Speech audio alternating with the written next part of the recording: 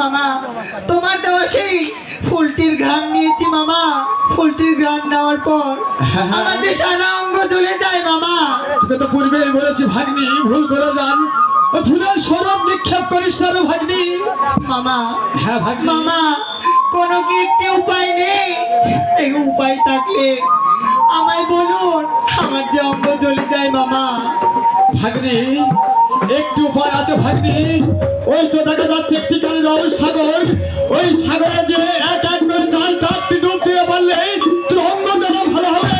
নাচাতে নাই, নাচাতে নাই। ঠিক আছে বাবা, আমি তো তাই করবো।